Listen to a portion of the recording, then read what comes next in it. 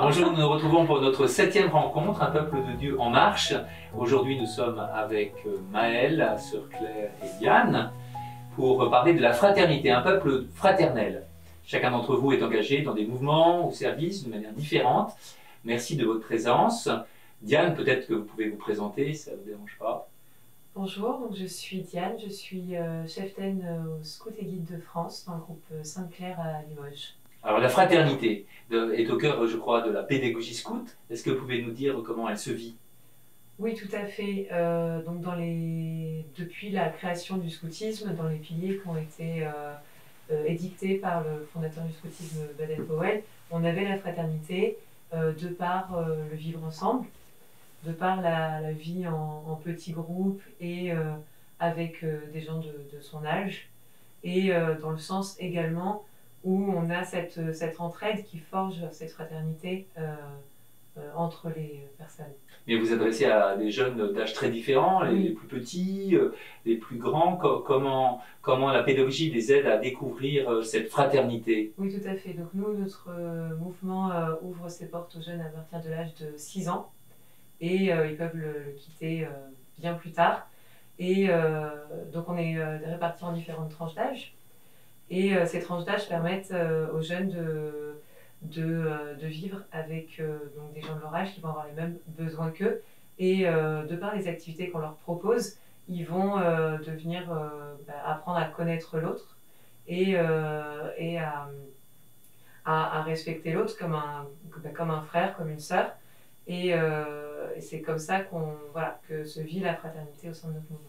Une école pour apprendre à être à l'écoute de l'autre, à le connaître, à le découvrir et à s'ouvrir à lui. C'est ça, on pourrait dire? C'est exactement ça. D'accord. Maëlle, bonsoir.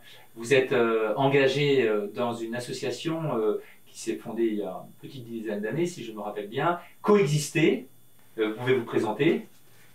Bonsoir, donc effectivement, je m'appelle Maëlle. Je suis effectivement un membre actif de Coexister Limoges, dont le thème local s'est créé en 2015 et Coexister s'est effectivement créé en 2009 à Paris.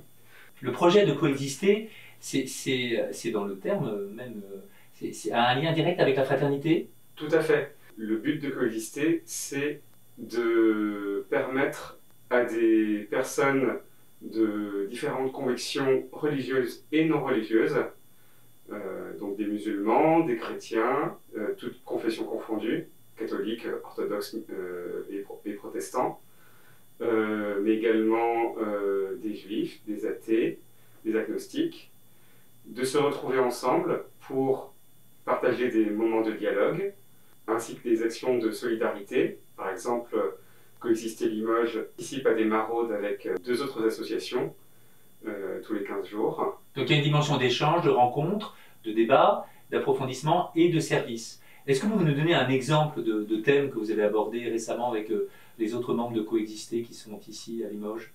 Donc effectivement, la dernière rencontre qui a eu lieu était donc en visioconférence, et ça nous a permis d'ailleurs d'avoir le témoignage de 2 jeunes, Jocelyn et Aziz, qui ont témoigné.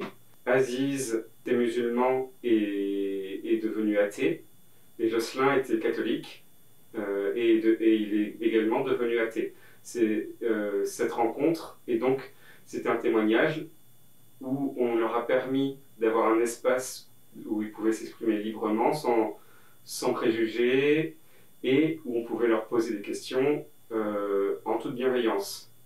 C'est extrêmement important pour l'association dont je fais partie. Un lieu d'écoute, un lieu d'accueil où on peut exercer sa liberté de conscience, c'est ça, d'expression, c'est ça, au milieu d'autres qui ne sont pas dans la même approche, c'est ça. Tout à fait.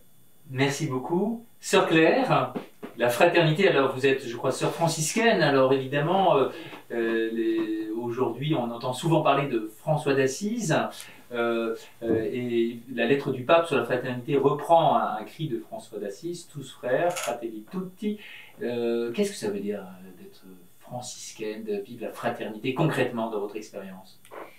Alors concrètement, c'est d'abord avec les sœurs qui me sont données dans la fraternité où je vis, puisque dans la famille franciscaine, on parle les communautés sont nommées des fraternités, parce que c'est vraiment le cœur de notre vie communautaire, c'est cette vie fraternelle avec les sœurs, des sœurs qu'on ne choisit pas dans une grande diversité d'âge, de culture, voilà, de régions d'origine.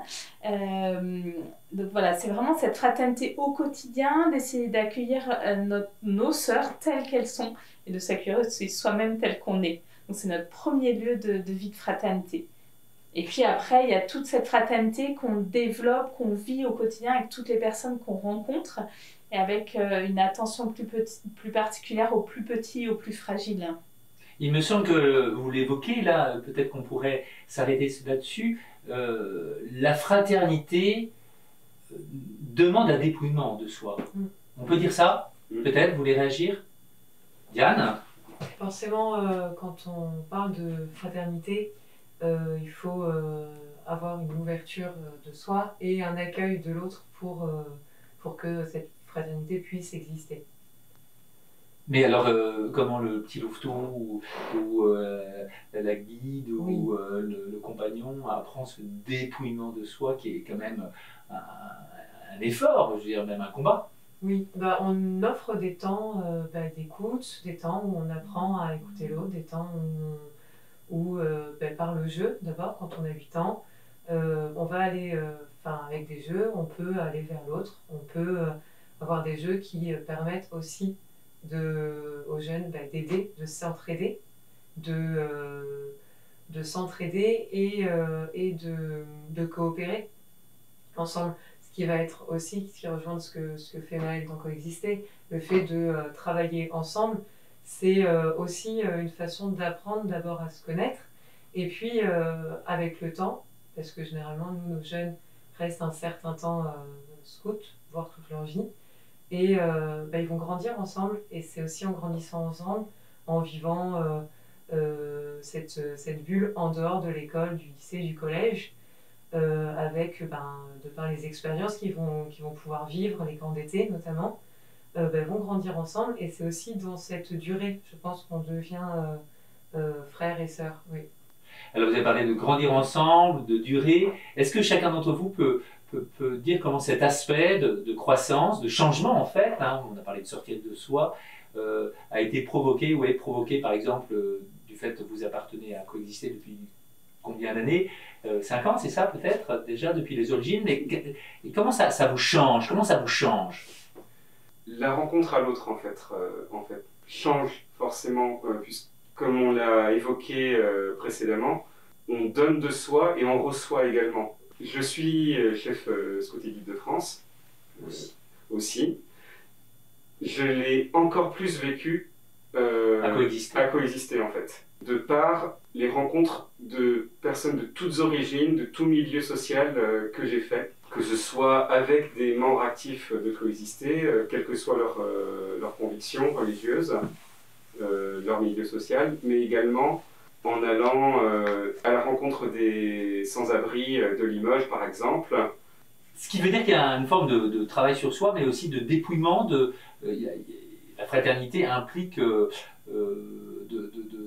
qu'on se frotte les uns aux autres d'une certaine manière et que c'est pas si simple, qu'on n'en sort pas indemne, j'allais dire. Absolument, on sort forcément changé en fait quand on rencontre quelqu'un. On prend de lui autant qu'on donne de soi en fait, je pense. Sœur Claire, vous avez quelques années de vie religieuse, oui. Donc quelques autres formes d'expérience de cette communauté. En quoi, au fur et à mesure, vous découvrez le visage du Christ? Je crois que je le découvre dans cette diversité des sœurs qui m'entourent, dans la diversité de chacune, dans ce qu'elle est, dans son charisme, dans sa manière de vivre l'évangile, de rencontrer l'autre, et dans la prière. C'est-à-dire que du coup, pour pouvoir accueillir mes sœurs, pour pouvoir accueillir toutes les personnes que je rencontre, du mieux que je peux avec cette ouverture du cœur, je demande vraiment au Seigneur chaque jour, chaque matin en particulier, de m'ouvrir le cœur et de vraiment vivre son évangile. Et vraiment, le Christ, c'est celui pour moi qui va vraiment à la rencontre de chacun tel qu'il est, qui relève, écoute, pardonne, prie son Père, voilà, et pose un regard d'amour et de bienveillance et de vérité sur chacun. Et donc, oui, pour moi, chacune est le visage du Christ dans ce quotidien qu'on vit ensemble. Alors justement, c'est notre thème, hein, un peuple de Dieu en marche, découvrir autrement le visage du Christ, ou grandir dans la vie d'enfant de Dieu. Est-ce que c'est aussi l'expérience que vous faites comme cheftaine, responsable de ces jeunes? À travers les jeunes que l'on accompagne dans le mouvement, on a la possibilité de les accompagner dans leur recherche personnelle aussi, de spiritualité, quelle qu'elle soit. Donc c'est là où on peut, et puis par des instants, les instants tout simples qu'on peut vivre en tant qu'en scout, puisque c'est une vie en communauté, c'est comme ça qu'on peut vivre ces choses-là. Ouais, vous pouvez aussi nous partager cette expérience différente du Christ que vous faites à travers cette croissance dans le Christ que vous faites à travers votre expérience? Alors effectivement, j'ai personnellement vécu au travers de mon expérience à coexister des événements de foi très forts. Par exemple, je me souviens très bien lors d'une rencontre nationale de coexister à Marseille, où pendant 1h30 avec d'autres jeunes de coexister, je les ai menés dans plusieurs quartiers de Marseille où on a cherché désespérément une église ouverte pour pouvoir, parce qu'on pensait qu'il y aurait une messe sur place, mais en fait, quand on est arrivé, la messe était déjà finie. On a pu se retrouver dans une salle attenante à l'église, en fait, entre nous. Mais ça a été un moment très fort, en fait, où des jeunes de différentes convictions religieuses, des musulmans, une athée, moi, on a décidé de prier et de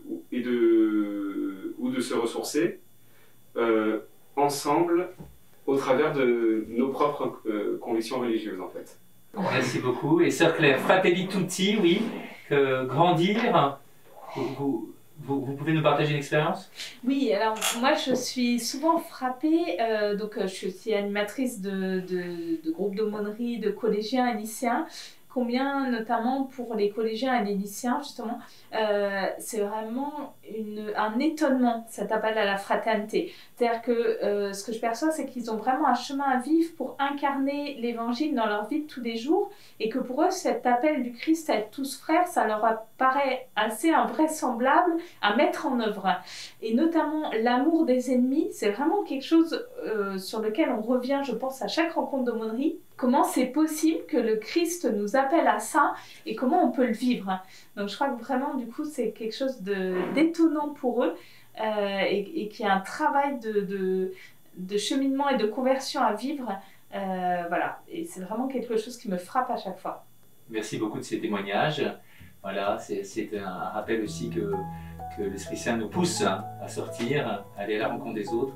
Merci beaucoup et j'espère une autre fois dans vos groupes. Oui, avec plaisir. Merci. Merci. Avec plaisir. Merci.